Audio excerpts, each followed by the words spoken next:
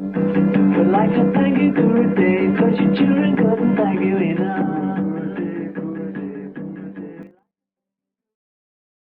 I'm happy to give this talk to you today on a very kind of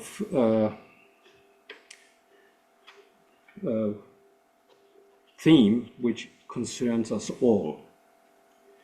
And we have been advertising on the various Facebook groups what we're talking about. And in the introduction, I wrote, when, if not now, is the moment that teachers of deep meditation have to raise their voice and make the principles of non-violence, or ahimsa, be heard, not just amongst the people in the Middle East, but all over the world, like East Europe, Russia, Ukraine, Kashmir, Sudan, South America, South Arabia, China and Tibet, South Caucasia, Somalia, Burkina Faso, Kosovo, Burma, Mali, Niger, Nigeria, Rwanda, Democratic Republic of Congo, and so on. Now, the challenge seems to be a norm, but who, if not the teachers of meditation, once more have to make the banner Peace in Mind visible across all bonds of culture and belief systems, transcending all normatives of ethnicities. Now, to talk about this, I'm aware today it's something very challenging. But before I start, a short, brief biography once more of myself. Started to meditate 1971 in Cape Town by David Fisk. And 1973, to 1974, I made my teacher training course in Salisbury and in Western Belgium, with Maharishi Mahesh giving me the final steps. In 1979, I moved to Vienna to support our national movement in Austria. Ahimsa is the great topic of Indian culture we know ever since. There are some representatives like the Jainas, Buddha, but also in our time, Gurudev Swami Brahmananda Saraswati of Jyotimath and other great Shankaracharyas in India, but also back again, Jesus, and in our days, Martin Luther King, Mahatma Gandhi. These are my heroes. I moved to Cape Town in 1968 and worked there in an architect's office and in town planning.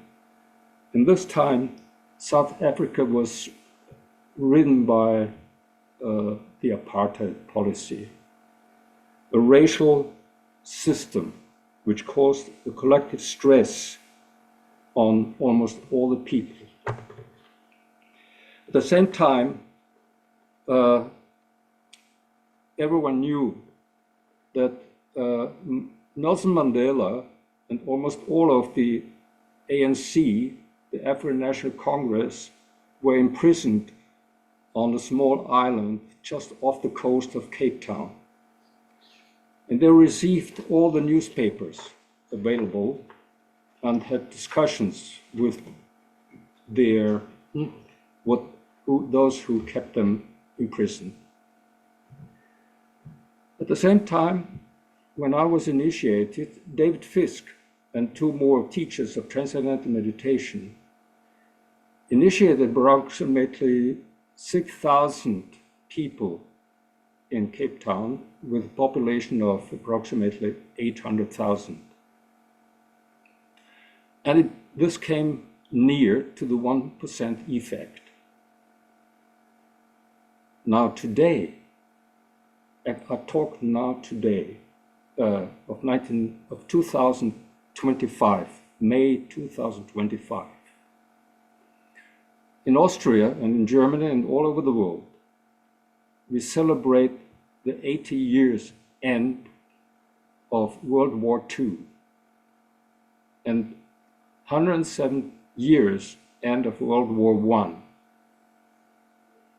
And also we celebrate 78 years ago the emergence of Israel with the Declaration of the United Nations.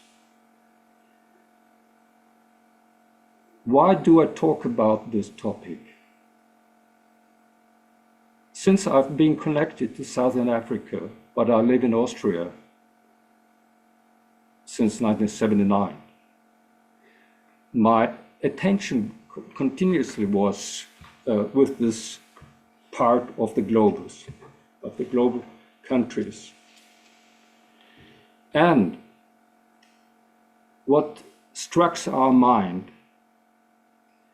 is that transcendental meditation became a game changer in some parts of war-ridden countries in Southern Africa, especially Mozambique. Mozambique, for many years, suffered of civil war from the 80s to the 90s.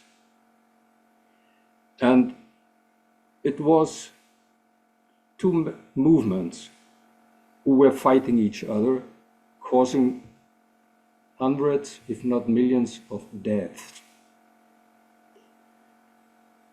Now, one day, a TM teacher from Portugal moved to Mozambique, and he was asked by Maharishi Mahesh Yogi to go there and bring the message of transcendental meditation, of transcending peace in mind. Peace in mind was the message I heard in Cape Town in 1971 when I started to meditate. And this time it was a TM teacher from Portugal who followed the call of Maharishi, and he followed the call of peace in Mozambique. And it was the amazing story of a meditating president. And now I quote Ken Wilber, a well-known philosopher, and Steve Taylor, a professor of the Leeds Beckett University of UK. In 1992,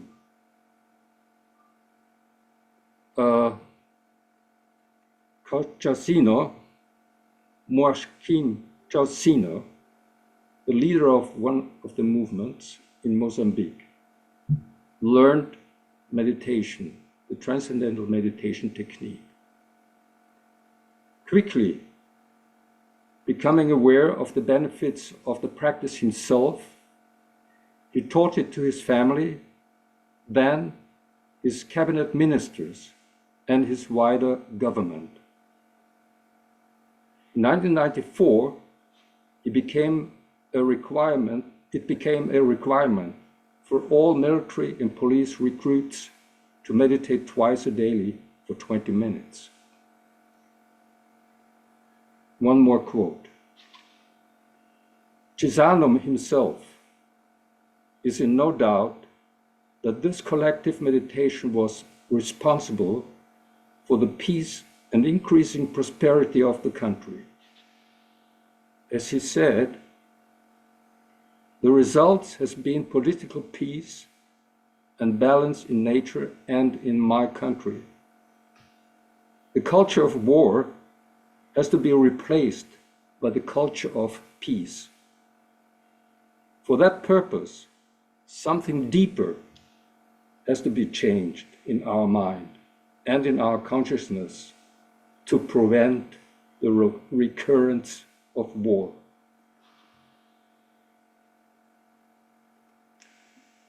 Ibra Chasino in 2007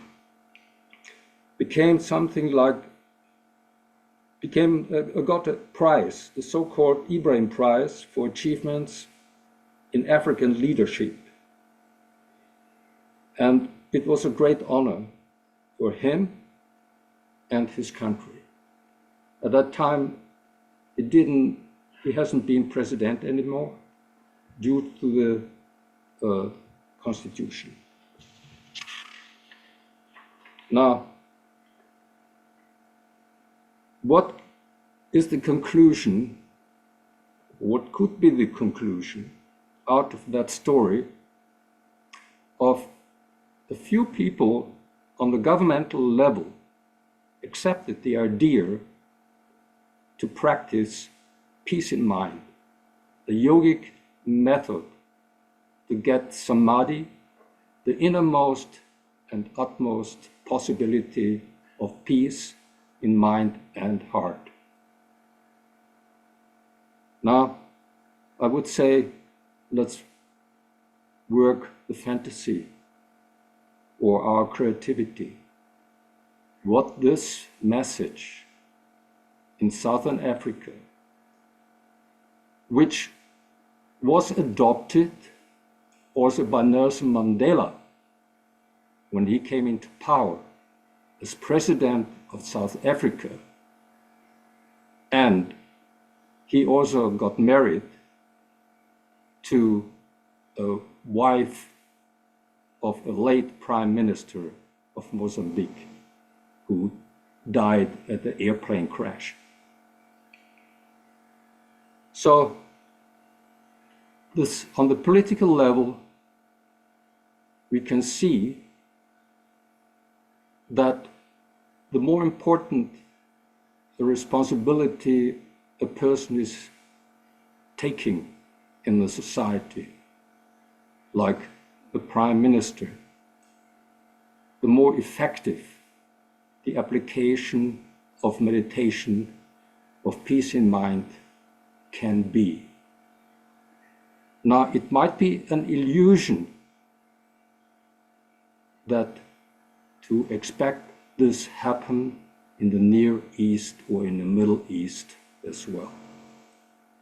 Now, I would like to open the discussion to you, but before we open the discussion, I thank you for your attention, because now I would like to ask Avner to show and tell us the story of peace of the meditators in Israel and neighboring Gaza and the neighboring country by projects which happened so far. Thank you. Yes, thank you, Roland. We're trying today to do an overview of all these projects to create peace in the world. They were all projects that Maharishi initiated. And I'll try to quickly go through a history. It'll be partly in the Middle East, in Israel, but really it's part of a bigger project that in Europe and in America. We'll see the whole thing. So this is a short overview of some projects, meditation peace project in the Middle East. First, there's in Lebanon they had a civil war, 1975, between various Lebanese factions. Israel was not involved, and there was a Christian Lebanese village in the Baka, in the southern part. This was the village where the family of Tony Abu Nader, now called Tony Nader, was there, and they learned meditation, and they noticed, they did a little study that the village received less artillery fire. And then there were some big Patanjali courses in Israel.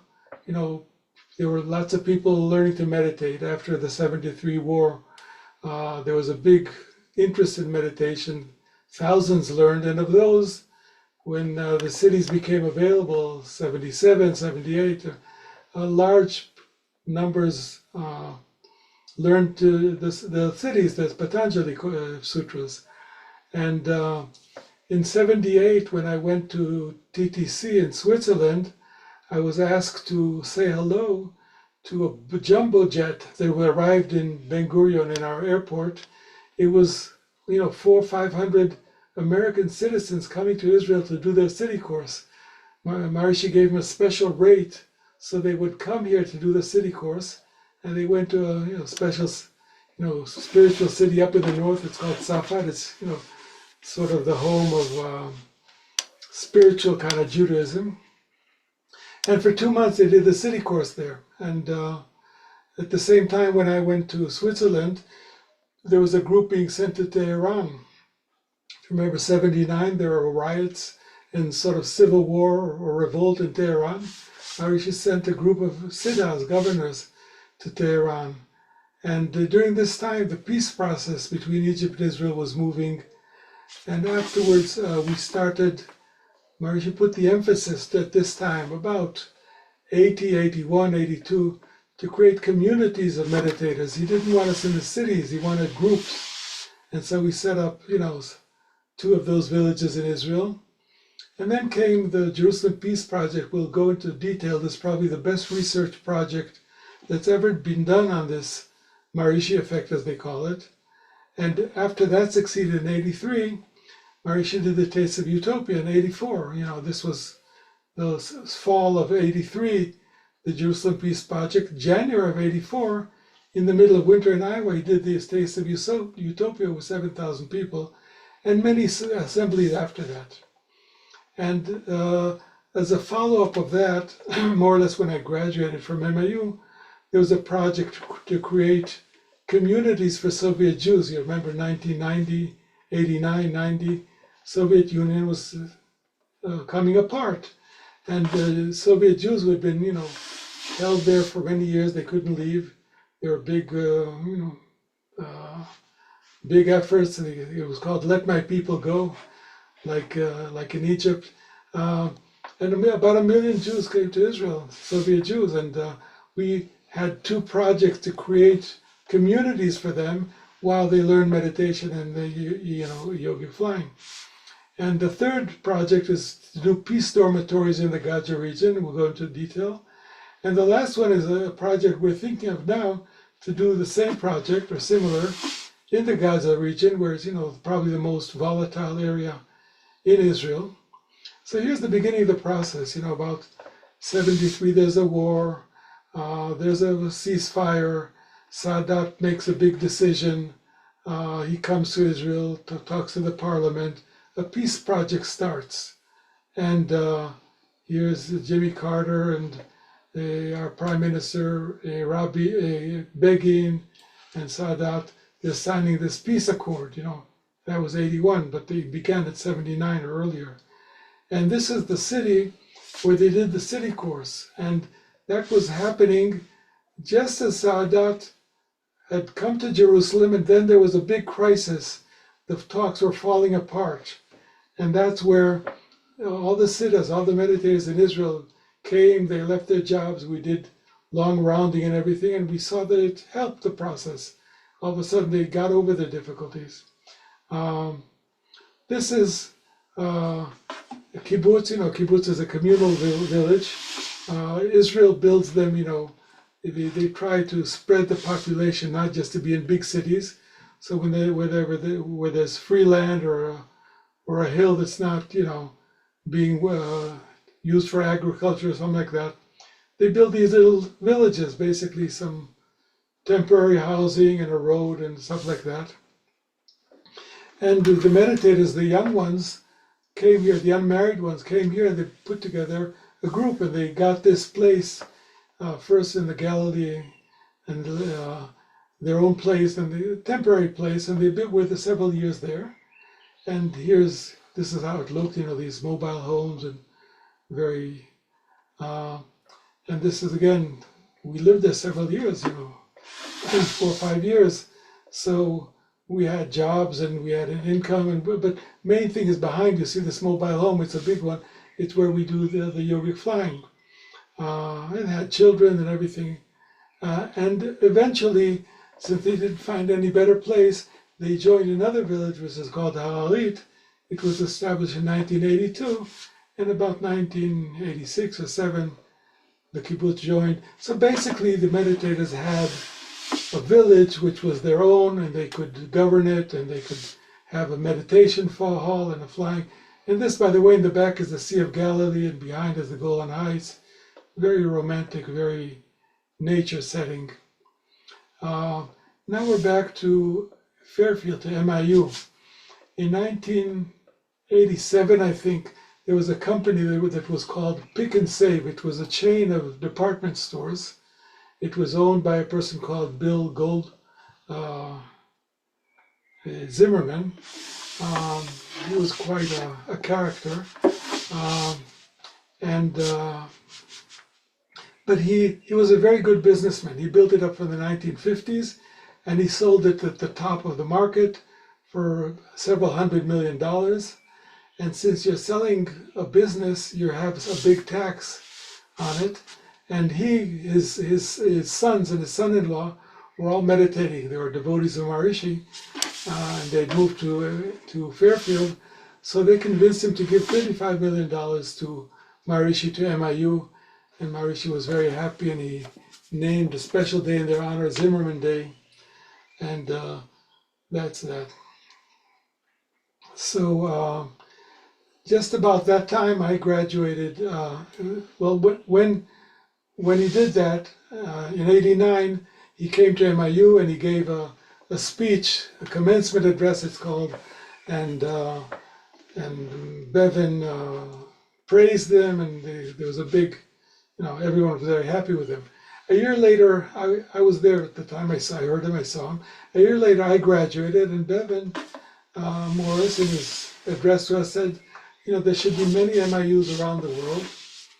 And I wrote him a letter and said, look, I did an MBA, so I can't do an MIU, but we have a village in Israel, and we have Russians coming from the USSR, and we can do a community technical college, a class or two, teach them computers and get them a job that way. I sent him this letter, and he said, come talk to me. And when I came to his office, there were other people there. One was Stuart Zimmerman, the son of Bill Zimmerman, the oldest son. And then there was Jeffrey Abramson, who's the son of a developer in Washington, D.C., Tower Construction, a very big company there, billions. And I told him, look, if you get some money from America, and we have a United Jewish Appeal, it's the way American Jews give money to Israel to help build the country. And we can build a community in Israel with immigrants from the USSR, and we can teach them meditation, and it'll be good. So that was a project. This is Jeffrey Abramson. And Stuart Zimmerman is sitting to his right. You can see him looking at his speech. And we had many of these,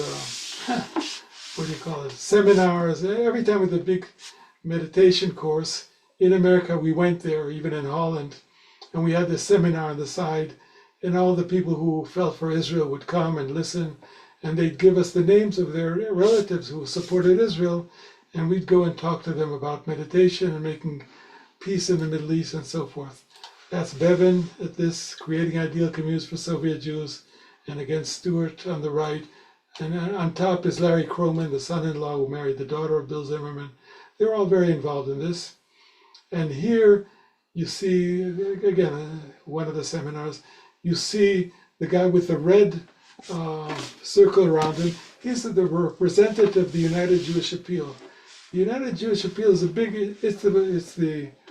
I would say the umbrella organization of all the Jews in the United States, about 6 million of them. And it has an organization in Israel which is called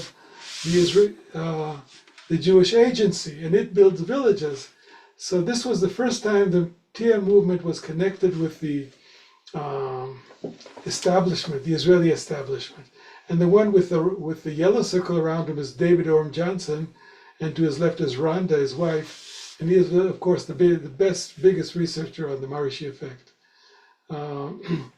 And this was the inauguration of creating ideal communities for Soviet Jews. That's my wife, Yael. There's a whole text, and you see at the bottom many people, I think dozens or a couple of hundred signed it, some of them important people. And we went around the country, and this is Mike Love of the Beach Boys, their lead singer, signing it. And here we are together again, and the pioneers of the CAP is the athletic club of the MIU, Maharishi School of the Age of Enlightenment. He was happy to support both. He's always had an interest in supporting Israel. And we met many such people. This is Jeff. And so after a year or two of running around the United States, asking people for money, it was a very interesting project, and it was a good connection with the establishment, but nothing came of it. No money came, and the reason was that the Zimmermans said, we'll give our name, but they didn't give money. About, a few years later, 5 years later, there was some interest from Dr. Benny Feldman, who's Maharishi's secretary, right-hand man. He's of a wealthy family from Mexico City, and Maharishi usually gave him to run everything relating to South America, Spanish-speaking people.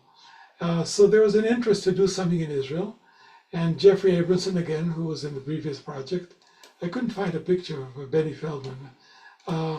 They called up and said, you should make a plan for Israel, and I, again, made the similar plan. The Israeli government was giving money to settle Soviet Jews in Israel. They would get a year of living expenses and scholarships to train, to learn new jobs. So we took those plans and we went to the government and we said, we'll give them homes in Ha'alit, in our village. We'll make a school for training. We'll bring in teachers, and we'll make a technical college. And when they graduate, we'll make a software company. So that went, for a year or two. And in the end, this didn't work because the people in Ha'alit became a little bit, they got cold feet. They didn't want poor people coming into their village and, refugees or whatever. It was very disappointing. And a few years later, about 1998, Maharishi sent Warren Berman and Jeffrey Abramson again. Jeffrey Abramson you already know, but Warren Berman was a very powerful person. He used to be, he's a TM teacher from New York City, yes, with his wife, Harriet. But he went into business in the oil field. He became the vice chairman or vice president of Neighbors, a big oil firm in Houston, Texas. Worked all over the world, and he retired with not a lot of money, just $100 or $150 million. But he lives in Fairfield, and he visited Maharishi, and Maharishi told him he should do something for Israel. So he went to visit Israel together with Jeffrey Abramson, and they met many people, including me, and they said, you should work for us, And so the idea was that American donors, they went to the government, to the United Jewish Appeal, and said, we'll put several $1 million into this. This is our money. And we'll build dormitories in one of the universities in Israel. And the dormitories will be free or subsidized for people who do the meditation, who do the cities. We'll teach them, but that way we'll have a group, because students, when they're studying, they're there. So that was the project. And here is a picture of Skip Alexander with the yellow thing. Skip was one of the researchers from MIU who did the peace study. And now let's go to the peace study. So this was moving back in time again, because all these projects were based on this international peace project. And this is just the cover page of a research that was done in the Journal of Conflict Resolution, which is a scientific journal, probably one of the leading ones in its field of, like you say, conflict resolution. And you see the effects of the Maharishi technology of the unified field. That was what we called it then. And the researchers are David Orm Johnson, Charles or Skip Alexander, John Davis and Howard Chandler and Wallace Larimore, who are more on, both of them were more on the statistics side. And this was the research, 1983. So I'm a TM teacher in Tel Aviv, and we're invited to come to Jerusalem. What happened was that David Orm Johnson and Skip wanted to do a really, really good study, because there have been previous studies, but they hadn't been very deep or planned and so forth. So they did it properly. And Skip was then still a faculty or associated with Harvard University, which is much more famous than MIU, as you know. So through Harvard University, they put a research proposal. And the proposal was that they will gather a group of meditators. They will give them free lodging in a hotel, so they'll come. And there will be a independent review board in Harvard, which will review the daily data that's coming out of Israel and Lebanon. And so the information cannot be changed after you finish the study. And the way it worked was, there was a John Ellinghaus, I think his name was. He was a big executive in AT&T, and he was retiring. And they made a dinner in his honor. And the proceeds of the dinner, everyone comes there. Every plate there costs $500 or $1,000. And that's how they honor people who retire. And then they can use that money for any charity they want. And he gave this charity, this money, to something called the Israel Education Fund, something in New York. And they were so impressed by this that they decided to give the money ahead of time. They loaned the money so we could do the project in Jerusalem. So the TM movement in Israel got some money, and we found a very, very cheap hotel in East Jerusalem, which is the Arab part of Jerusalem. Maybe it's a 2-star hotel, maybe 3, but nothing special, old a little bit and run down. And we rented the entire hotel.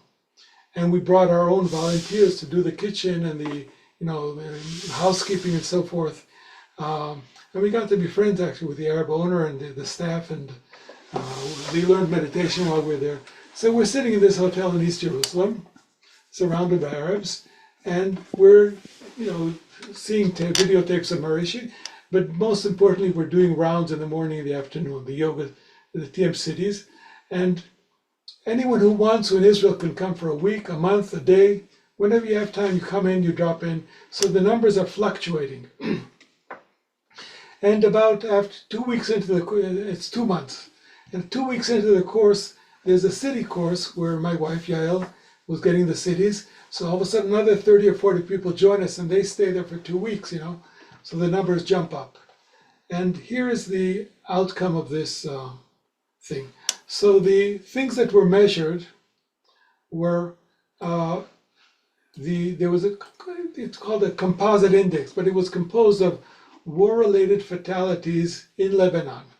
Anyone who got killed in Lebanon, Israeli, Syrian, the Syrians were there fighting us, Lebanese, Palestinian, even civilians, anything that's a war-related death, we count that. And that's very easy to count because it's reported in the radio and the papers, and it's, if you're dead, you're dead. It's not, And then war-related injuries, and then the level of conflict. There's something called content analysis. The experts look at the articles in the papers and the television and so forth, and they have a measure of what is a high or medium or low level of conflict, and then cooperation among the various parties. So, and this is the composite index.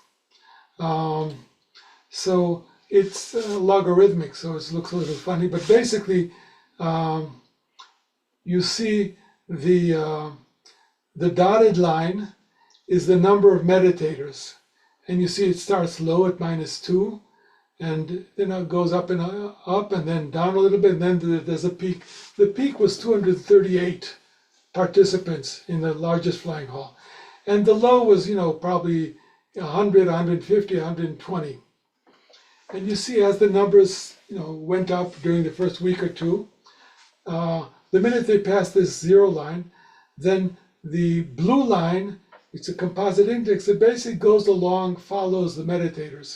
When this goes up, that goes up, and here there was a big down, the composite index went down. We went down below, 200. And then there's a peak, that's 238. It tries to climb back up again.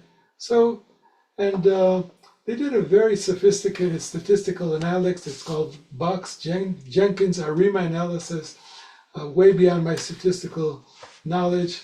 But it's very, the chance of this happening by chance are very low. And so here are the results. So when the number was high, war deaths went down by 76%. Crime, traffic accidents, fires, other indicators in Israel went down. And they made sure that this was not caused by weekends or holidays or weather. These were all statistically controlled for. Now, I had a little personal experiment in this because I was volunteering at the time in this course. I was the purchaser for the kitchen. So I was doing the meditation, but when I had time, I was purchasing the food basically for the kitchen. And after about a month in this course in Jerusalem, I was called to the army, to my reserve duty. And this was just after the Second Lebanese War, so it was 83. The war was in 82, but we were deep in Lebanon, actually in the Beirut, in the western side of Beirut. And I go up there, with the army, and we take a position there. And there are actually Americans and British, and also trying to keep the sides from each other from fighting. And as I'm leaving the hotel, Skip stops me and says, "Where are you going?" I said, "I'm going up to Lebanon. I have to be there a month." And he says, "I have the preliminary results, the first data that we have. Would you like to see it?" I said, "Yes, I'd love to see it." So he shows me whenever the group is above 180 or 182, the war deaths in Lebanon are going down. When it goes below, it's like that. And so this is very interesting. I really, really hope the numbers are high because I'm going there. And so this is the courses following that. So there's Israel. This was the first one on the left. And then there was a Taste of Utopia, and there was a small course in Lebanon, and there was a course in Yugoslavia, and another in Fairfield, Netherlands. I think it was 1980, I forget, 90, just when the war in the Gulf was starting in Washington, D.C. And again, David Orm Johnson and Skip calibrated to the size of the group how big a population it would work. Because of course, if you have 4,000 in the Netherlands, in Holland, it can affect Israel, but if you have just 200, it doesn't. So they have a way to calculate that. And all these were statistically significant. So after the course ended in 1983 and they had these results, and they published them, they wrote them up, they were very, very high level of research. It was 3 times rejected by the reviewers. They said the science is impeccable, but we don't believe it. But in the end, the editor said, "I'm not going to listen to you. If the science is impeccable, it's not a matter of belief, we're going to publish it." So Marishi immediately, in December and January, announced this Taste of Utopia, the first large group worldwide. About 7,000 people came here. See us in the middle of the winter in Fairfield. And there was quite a miracle to create a course like that, to find housing for everybody. They had to build a special big shed in the middle of winter, which is impossible, but it worked out. And that also had a big impact on the world. So this is again Ha'arit. And now we're coming back to the last project that we did. This was 1998 or so. There's a university in the south. It's in Israel we have something called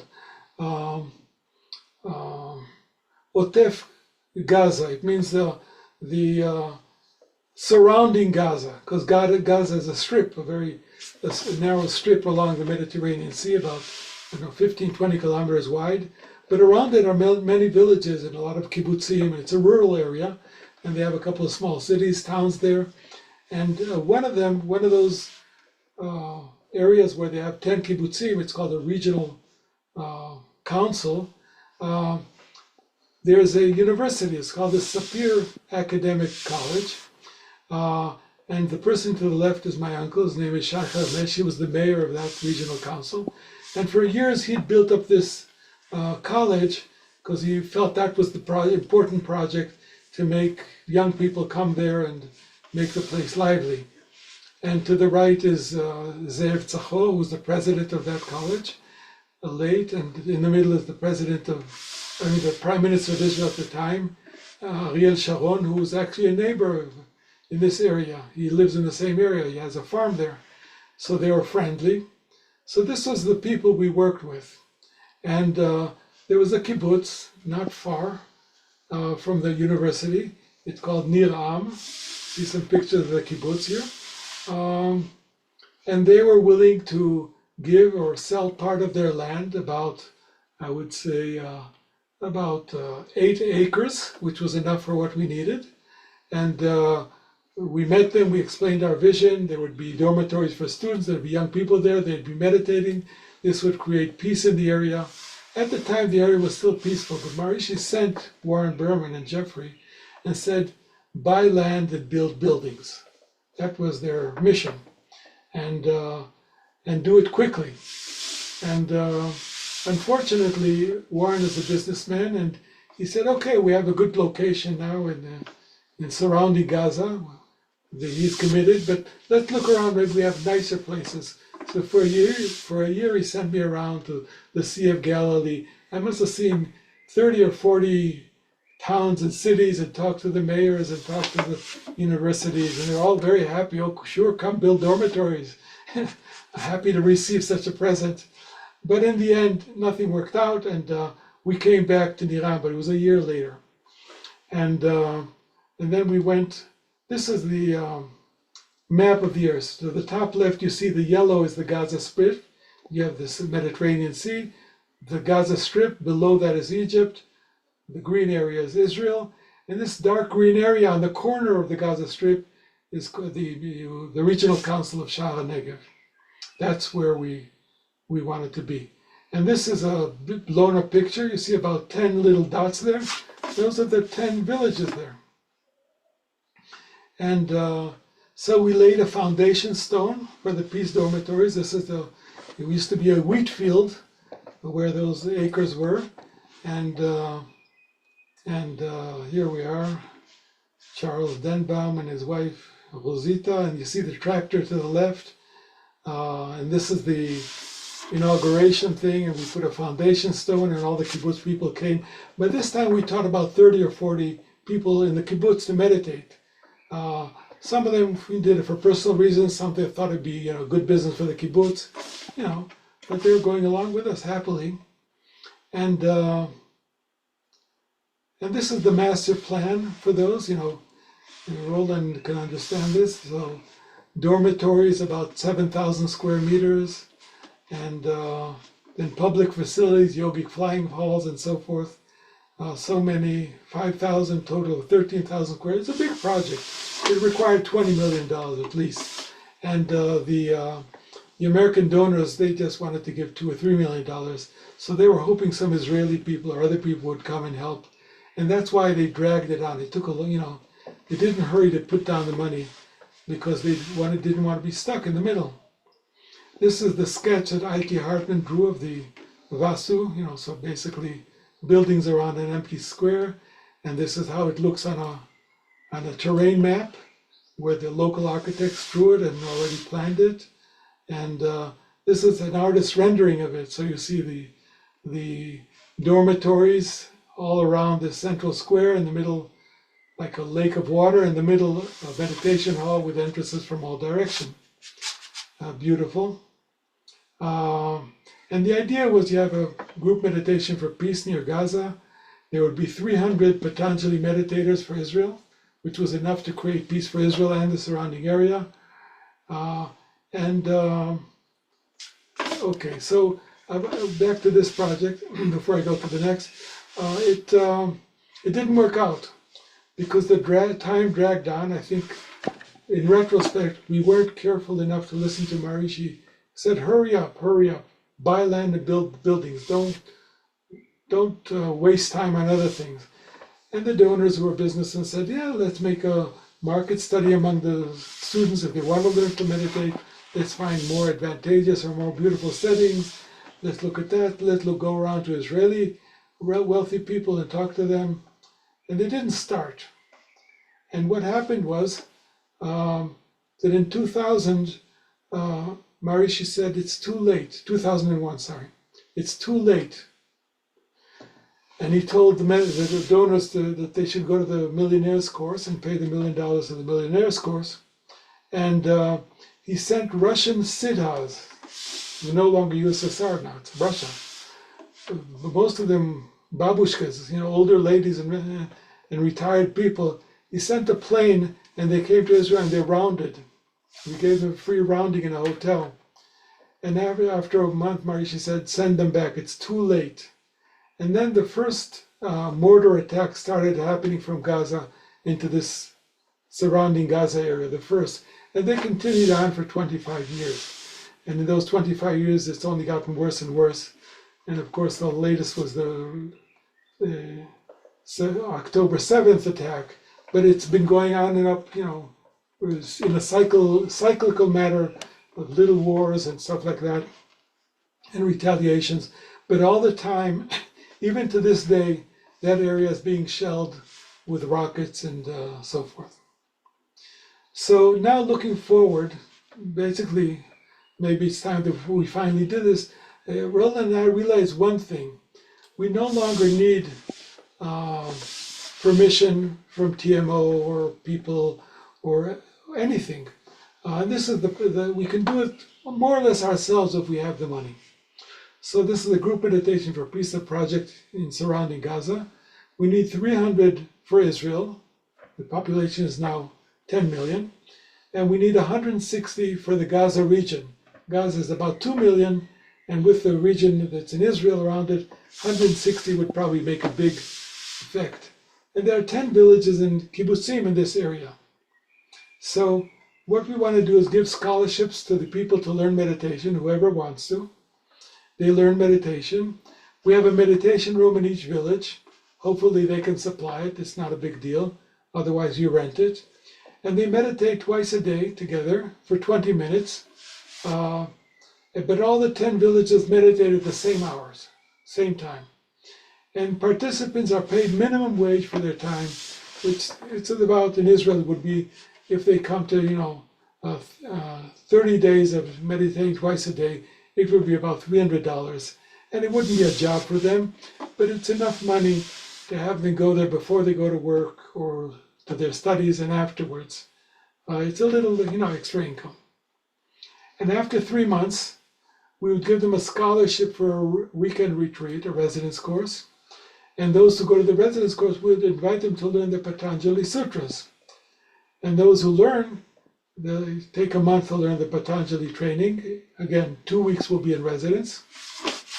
So we have to take that money to a hotel, and not very fancy hotel, there are simple places there. And then they meditate in a group twice a day for 45 minutes each time. So, and again, same meditation rooms, they meditate same hours, and they get a minimum wage for their time, but now it's a little bit more because they're basically putting in roughly 2 hours a day. This is Omer Hermesh, the late Omer Hermesh. He's the son of Shai Hermesh, my uncle. He passed away, he was killed and burned in the October 7th, taken from his home. He was quite an interesting guy, a great soccer fan, and believer in alternative theories, very interesting guy. And this is the spreadsheet, and I won't go through it too much, but basically on the left you see the number of initiations, so the 10, 20, 25, 35. This is going for 2 years. And then the total number of meditators that we have, and then the residence course and people doing the Patanjali course, and then the bottom line, the total Patanjali, so it starts at 0, but after 12 months you have 153 people doing the Patanjali Sutras, and 250 meditators. And after 18 months, you would have 300 Patanjali Yoga Sutras and another 300 meditators. So that should be enough. And this on the bottom is, the business side of it. Basically, you have to count the number of money that you give them for their time, and maybe the residence course, how much the hotel costs, about $100 a day maybe, and some overhead administrative 5%. So, and the bottom line on the bottom right, the bottom line on the bottom right is $5.5 million, including some spare. So, I've spent about 10, 15 years in various, not always full time on these projects. But I think for the first time we could actually do it, because I know the people there, and we could actually, once they see some people learning and they have good results and all that, it gives them hope, because right now there's no hope. Those people are going back to their homes, but they know that they will be sheltered for another 20 years, nothing will change. But on the other hand, I'm older and wiser, and so I'm looking for some partners, basically people with money who can put in $500,000, $1 million to start it. Because I think once it's started, there will be a momentum there. So that's it. Roland and I have given you an overview of peace projects. Some of them in the Middle East, some bigger in America and Europe. And Roland talked about Africa. Very interesting projects there. And so we'll wrap up here. If there are any questions, comments, I'd love to hear them.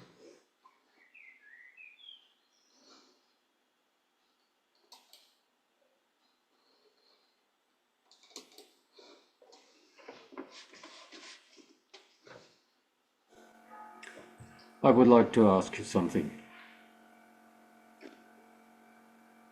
Of this project in Israel, which did not really establish itself, but the protagonists, the people who were kind of driving it, they are living there still? Who do you mean by the protagonists? The people I worked with were all multimillionaires or billionaire American Jews, and they're not in Israel. And I don't know their interests anymore, because actually some people were found out they were more connected to Maharishi than to Israel. So when Maharishi said go to the millionaires course, they forgot about it. The people who taught meditation, who taught the city courses here, there are many teachers here, and many would be excited about doing it again. Yes, it's our dream for many years. Being confronted with the ongoing crisis in the neighborhood with the Gaza people or with the Hamas. Could it be that the interest could be reawakened?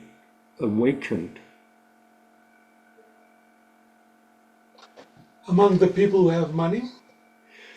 Both of the teachers who have been teaching there and those who have money. And the crisis has no answer yet. And but it's my opinion that in the middle of the crisis, that somewhere are people, individuals, who like to support to solve this. Like I mentioned, from Jacinto from Mozambique. He was in the middle of the crisis of a civil war. And then just one individual came in and invited or taught meditation to the leader, to just one of the leaders of the party. Yes, I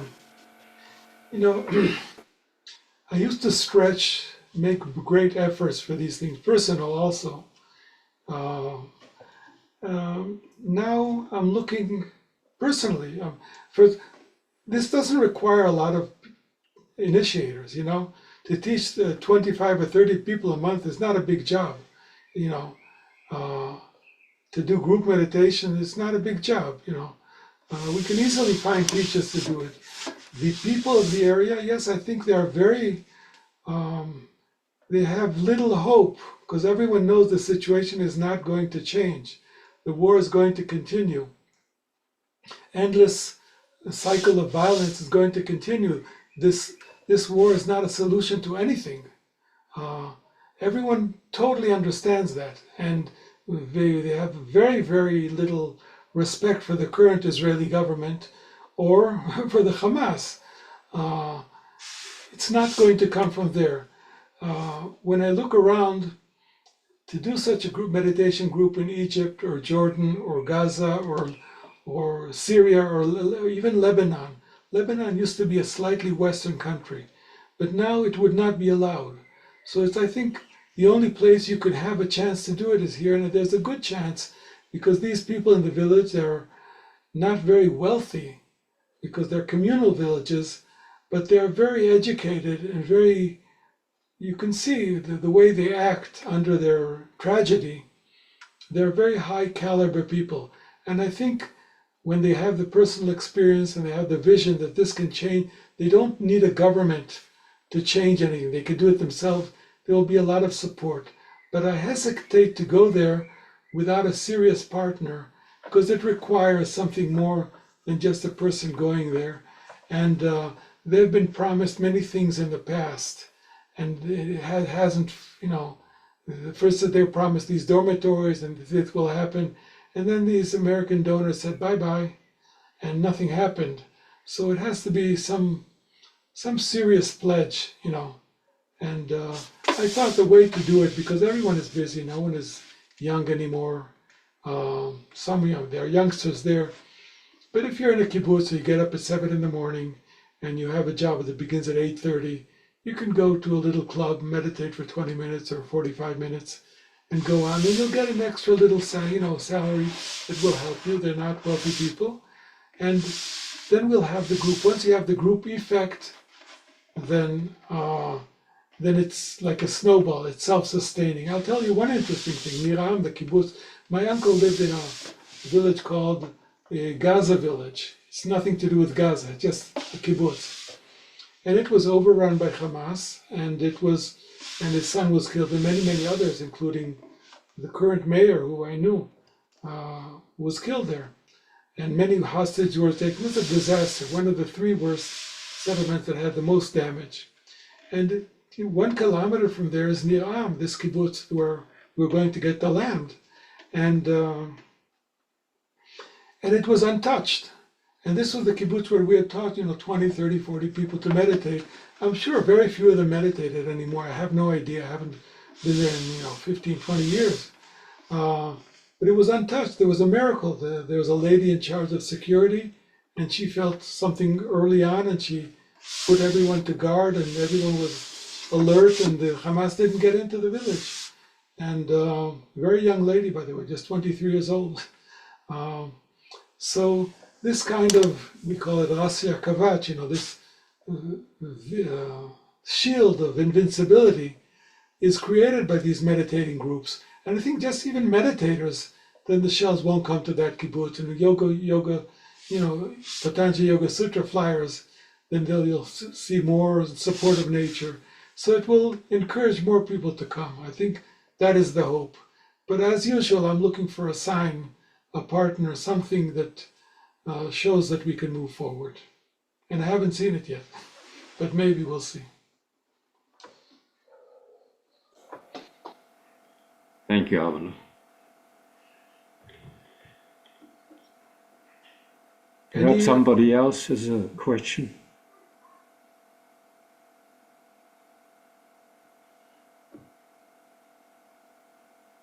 Okay, Roland. So I think you can sum up. We're within our hour, which is always our goal for these shorter meetings. I enjoyed your talk about Mozambique. It was very interesting that you had those inner knowledge, which is not in the papers, huh? Yes, it's a story about Mozambique and the ruling personalities there in the 80s and so on. It's interesting that Chacina, he got these prizes for good governance in Africa, being a high, responsible, and good ruling governor, prime minister. And it was sponsored by, this prize was sponsored by a huge company, and it's been issued every year. And but not in every year there is a person available to deserve that prize of, yeah. Anyway, thank you, Avner, for this beautiful looking back what might have been happen in Israel with all these chances. And it just shows how important it is to be just doing it, just to work on it. And as you said, don't ask, just do it. And that's been our policy in ITMA. And I think our ITMA policy with our Teacher Training Academy in 2023 is a result of the spontaneous decision not to wait until too high qualities we have developed of a curriculum, because we have been experienced teachers for many, many years, decades. And so I still hope that we will have caught interest with these activities now by giving talks and meetings, also with Paul Mason, that the interest for another teacher training course rises, because it is the call of the time. It's just simply as that. And by this way, we are fulfilling the expectation of Maharishi Mahesh Yogi, just to do and spread peace in the world as one of the great side effects of meditation. Okay, thank you. Jai Gurudev. And we'll see Jai you all. Gurudev.